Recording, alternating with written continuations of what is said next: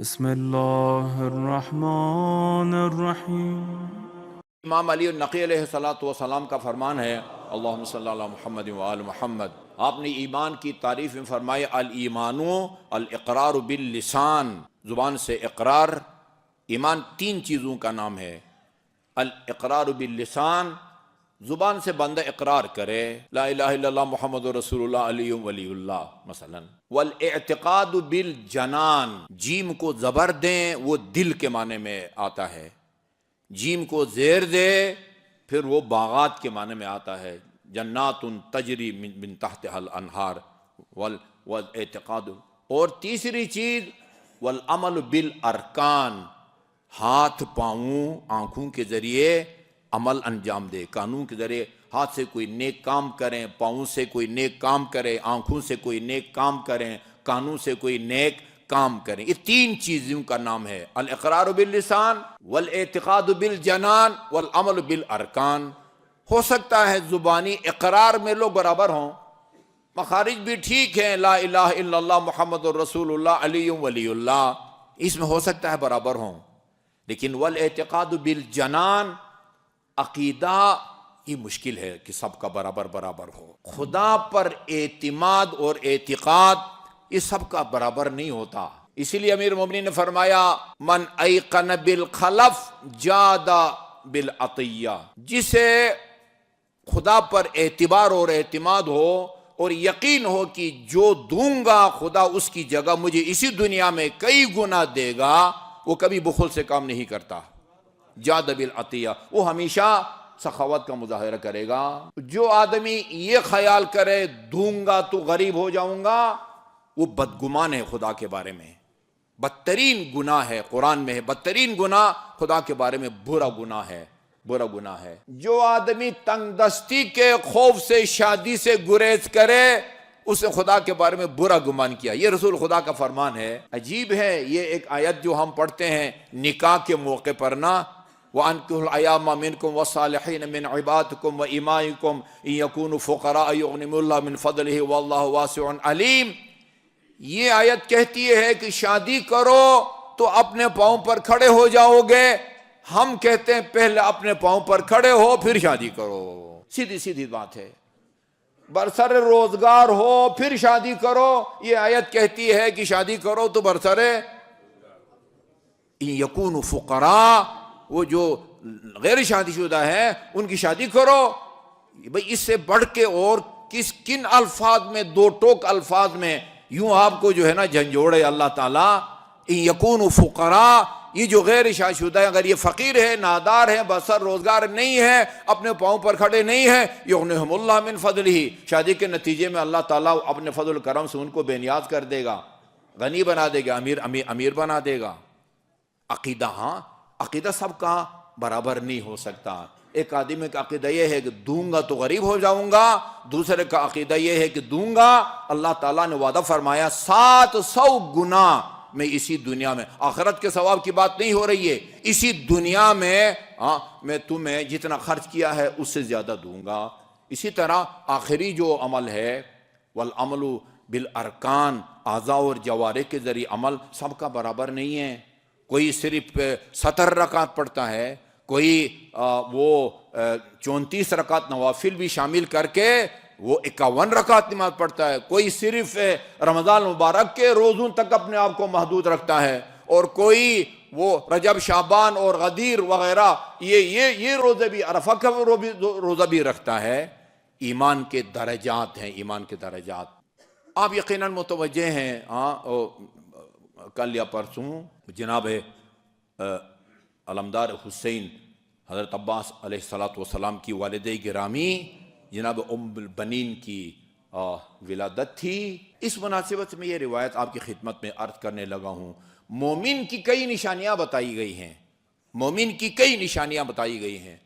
ایک وہ نشانیاں ہیں جو امام حسن عسکری علیہ السلام نے 5 بیان کی ہے نا، خاک پر سجدہ کرتا ہو، بسم اللہ اونچی آواز میں پڑھتا ہو، عقیق کی انگوٹھی جو ہے نا وہ پہنچتا ہو، 51 رکعت نماز پڑھتا ہو، زیارت 40 جو ہے وہ پابندی سے پڑھتا ہو، میرے خیال 5 ہو گئی نا، یہ 5۔ اس کے علاوہ اور بھی انما المؤمنون الذین اذا ذکر اللہ وجلت قلوبہم، مومن وہی ہیں جب اللہ تعالیٰ کا ذکر کیا جاتا ہے تو ان کے دل خوف زدہ ہو جاتے ہیں. وَإِذَا تُلِيَتْ عَلَيْهِمْ آيَاتُهُ زَادَتْهُمْ ایمانا، ان کے سامنے قرآن آیات کی جب تلاوت کی جاتی ہے تو ان کے ایمان میں اضافہ ہو جاتا ہے. اللہ نے جو نماز پڑھتے ہیں، اللہ نے جو رزق روزی انہیں دی، ان میں سے راہ خدا میں خرچ کرتے ہیں، خدا کی ذات پر توکل کرتے ہیں وغیرہ، اولئک هم المؤمنون حقا، یہ ہیں حقیقی مومن. آج ایک اور مومن کی، یعنی میں کہہ سکتا ہوں مومن کامل کی ایک نشانی ہے جو رسول خدا صلی اللہ علیہ وسلم نے بتائی ہے. لا یؤمن عبد حتی اکون احب الیہ من نفسہ، کوئی بھی شخص اس وقت تک مومن نہیں بن سکتا جب تک اس کے دل میں خود اس سے زیادہ میری محبت نہ ہو.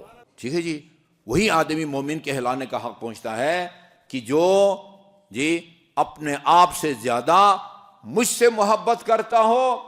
وَأَهْلِي أَحَبُّ إِلَيْهِ مِنْ أَهْلِهِ، اور میرے جو اہل بیت ہیں وہ اپنے اہل بیت سے زیادہ میرے اہل بیت سے محبت کرتا ہو، اپنی اطرت اور اولاد سے زیادہ میری اطرت اور اولاد سے محبت کرتا ہو. اچھا جی، اور اپنی ذات سے زیادہ میری ذات سے وہ محبت کرتا ہو. یعنی وہ آدمی مومن کہلانے کا قابل نہیں ہے کہ جس کے دل میں جو محبت ہے اپنی محبت سے زیادہ ہو، رسول اور اولاد رسول کی محبت وہ کم ہو. اس حدیث کی روشنی میں روایات بتاتی ہیں کہ اس حدیث کا مکمل نمونہ اور مصداق وہ جناب ام البنین علیہ الصلوۃ والسلام ہے. ام البنین، یہ کوئی معمولی کام بات نہیں ہوتی. ایک خاتون وہ اپنی اولاد سے زیادہ کسی اور کی اولاد سے محبت کرے، یہ وہ خاتون تھی جو اپنی اولاد سے زیادہ امام حسن اور امام حسین سے محبت کرتی تھی. دنیا میں وہ جو ہے نا رقابت سوکن ہوتی ہے نا، ایک مرد کی دو بیویاں، وہ درہ عربی میں پتہ نہیں کہتے ہیں. وہ حضرت ابراہیم کی بیوی سارہ تھی.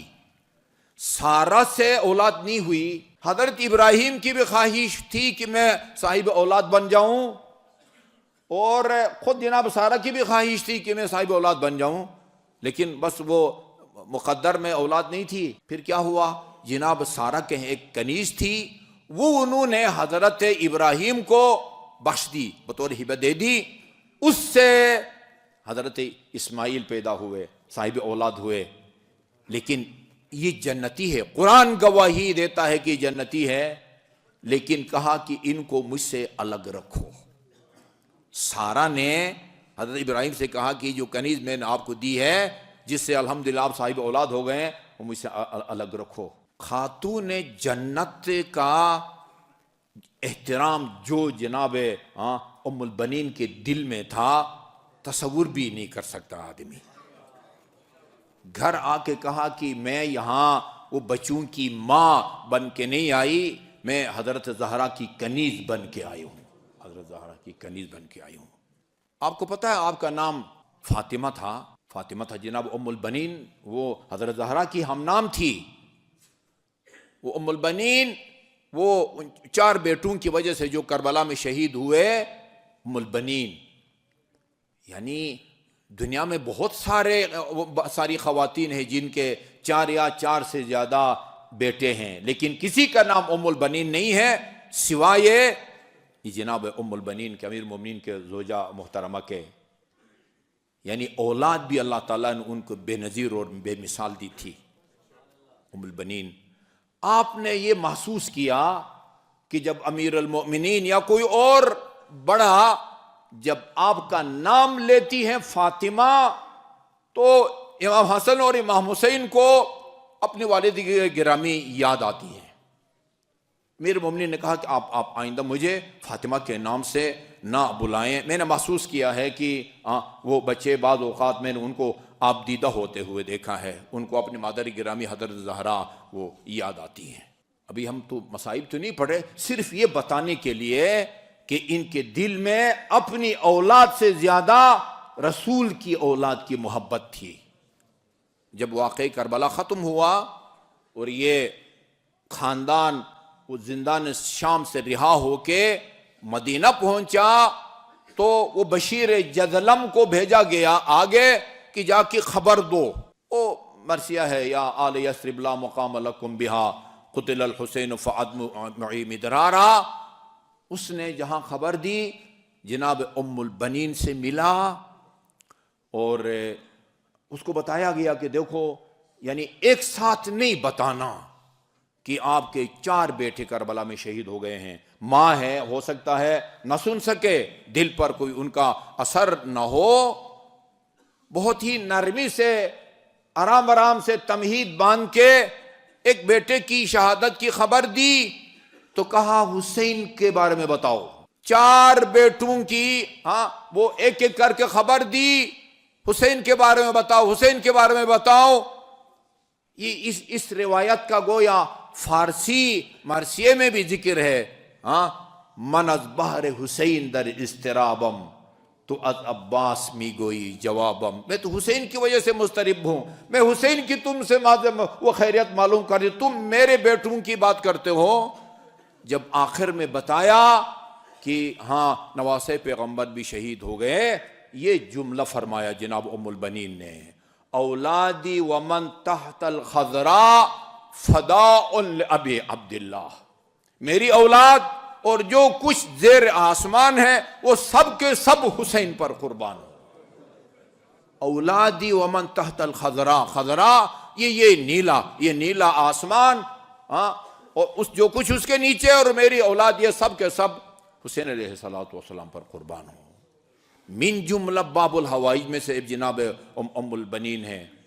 میں ابھی ایک انتہائی مستند عالم دین کی گفتگو سن رہا تھا، فرما رہے تھے کہ اگر آپ چاہتے ہیں نا آپ کی کوئی حاجت ہو تو خدا اس کو پورا کرے، نماز شب پڑھ کے اس کا ثواب جناب ام البنین کو ہدیہ کرو، اللہ تمہاری حاجت پوری فرمائے گا۔